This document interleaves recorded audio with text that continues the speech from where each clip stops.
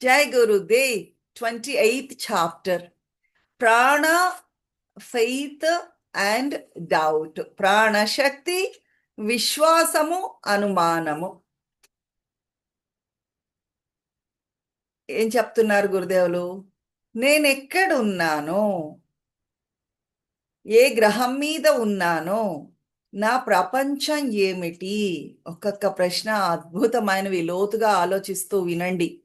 నేనెక్కడున్నాను? నేనే గ్రహం మీద ఉన్నాను?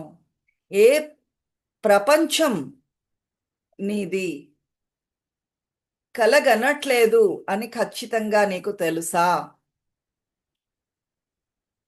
ఈ గ్రహం మీద నువ్వు ఉన్నావు అని ఖచ్చితంగా నీకు తెలుసా? నీ కింద భూమి ఉంది అని నీకు తెలుసా?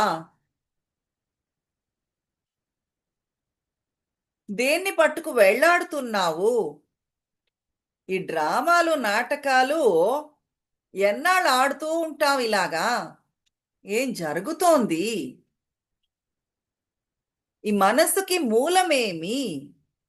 ఈ ఆలోచనలన్నీ ఎక్కడి నుంచి పుట్టుకొస్తున్నాయి? ఈ గొణుగుడు, నిందలు ఇవన్నీ ఎక్కడి నుంచి వస్తున్నాయి? కాన్సెప్ట్స్ అన్నీ ఎక్కడి నుంచి పుట్టుకొస్తున్నాయి? ఎలా వస్తున్నాయి ఐడియాస్ అన్నీ నాలో?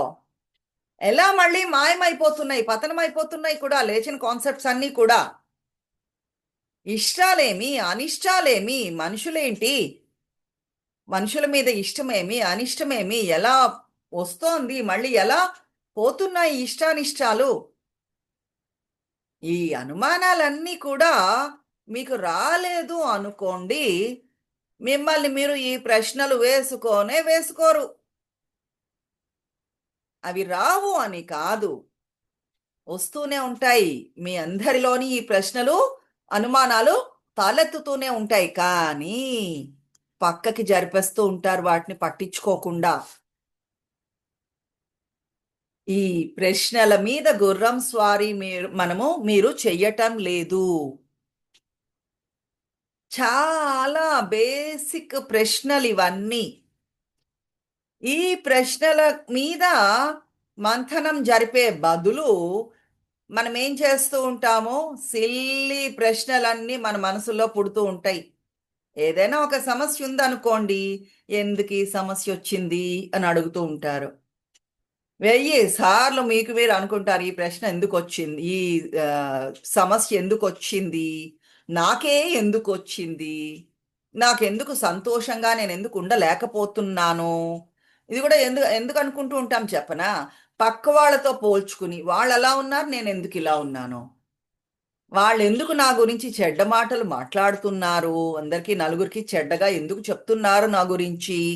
దీనికంటే మించిన స్టూపిడ్ క్వశ్చను, బుర్రలేని ప్రశ్న ఇంకొకటి లేదు. ఎందుకో మీ గురించి చెడ్డగా చెప్పా వాళ్ళకు కూడా తెలియదు, వాళ్ళు ఎందుకు అలా ప్రవర్తిస్తున్నారు అనే కారణం వాళ్ళకే తెలియదు. ఇంకా మీకేం తెలుస్తుంది వాళ్ళు ఎందుకు చెడ్డగా మాట్లాడుతున్నారో? ఎందుకు ఫలానా వాళ్ళు రూడ్గా ఉన్నారు నాతోటి, ఫలానా వాళ్ళు ఎందుకు నాస్టీగా బిహేవ్ చేస్తున్నారు, ఇవన్నీ అనుమానాలు ఉన్నాయి. చూసారు, చాలా సిల్లి ఇవన్నీ కూడా. అస్సలు విలువ లేనివి ఈ ప్రశ్నలన్నీ మనవేవైతే ఉన్నాయో అవి అస్సలు ఇన్సిగ్నిఫికెంట్. చాలా పనికిరాని చిన్న చిన్న విషయాలకి సంబంధించినవి. ఒక డ్రెస్సో, టేప్ రికార్డరో, ఇలాంటి వాటి మీదే మన ప్రశ్నలన్నీ కూడా, అనుమానాలన్నీ కూడా. ఇలాంటి ప్రశ్నలే మనం అడుగుతూ ఉంటాం నిరంతరం. మన జీవిత కాలము ఇటువంటి ప్రశ్నలు అడగడంలోనే గడిపేస్తూ ఉంటాము. ఏమీ కాదు, విలువే లేని ప్రశ్నలు ఇవన్నీ కూడా. అలాంటి వాటి మీద జీవితం అంతా గడిపేస్తూ ఉంటాము. ఈ ప్రశ్నలు మనం ఎదగడానికి ఏ విధంగానూ ఉపయోగపడవు. ఎలాంటిది అంటే మెరిగో రౌండ్ ఏమంటారు తెలుగులో? ఈ ఆ, చెప్పండి సీత. రంగుల రాట్నం. ఎస్, రంగుల రాట్నం. గుర్రాలు ఉంటాయి కదా, ఓ గుర్రం మీద కూర్చుని రౌండ్ రౌండ్ రౌండ్ రౌండ్ తిరుగుతూ ఉంటాము. ఎక్కడ ఎడతారో ఎంతసేపు తిరిగినా ఎక్కడి వాళ్ళు అక్కడే ఉంటారు. ఒక విషయం గుర్తు చేసుకోండి. చంటి పిల్లల్ని అల్లరి పెడుతూ ఉంటే ఏం చేస్తామండి? రాకింగ్ హార్స్ ఉంటుంది కదా! ముందుకి, వెనక్కి ఊగే గుర్రం ఉంటుందే, ఆ గుర్రం మీద కూర్చోబెడతాం. ఎందుకు? దాని మీద కూర్చొని అటు, ఇటు ఊగుతూ ఉంటే పిల్లాడు కామ్‌గా ఉంటాడో, కాసేపు నా పని నేను చేసుకోవచ్చు అని ఆ గుర్రం మీద కూర్చోబెట్టేస్తూ ఉంటాం. ఇవి అలాంటివే. ఎన్ని రకాల ప్రశ్నలు, ఎంత కాలము ఈ విలువలేని ప్రశ్నలు వేసుకుంటున్నా ఎదుగుదల మనలో ఉండనే ఉండదు. ఎక్కడ వేసిన గొంగళి అక్కడే ఉంటాం మనము. ఇటువంటి ప్రశ్నలు. అలాగనే సహజంగా మీ మనలో వచ్చే క్వెషన్స్ ఉంటాయి. ప్రశ్నలుంటాయి చూసారు. వాటిని కూడా తొక్కి పడేస్తూ ఉంటాము.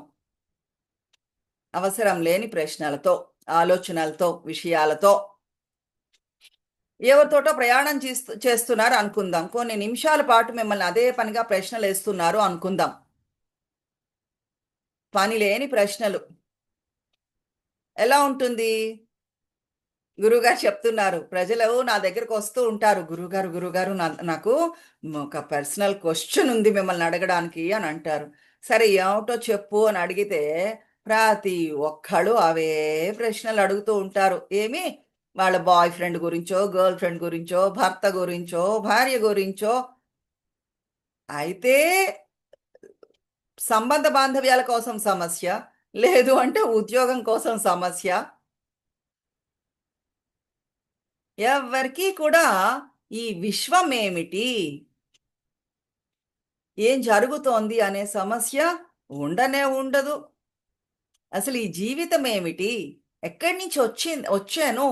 ఇటువంటి ప్రశ్నలు ఎవరికీ కూడా ఉండటం లేదు. ఊరికే పనికిరాని ఉద్యోగమో, సంబంధ బాంధవ్యాలో వీటి గురించి ప్రశ్నలే అడుగుతూ ఉంటారు.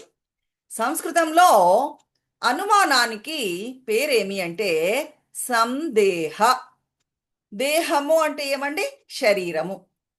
సందేహము అంటే అనుమానము. ఇవి 2 చాలా దగ్గర సంబంధం ఉన్న పదాలు గమనించండి. అది ఒక మానసిక స్థితి. అనుమానము అనేది, సందేహము అనేది ఒక మానసిక స్థితి.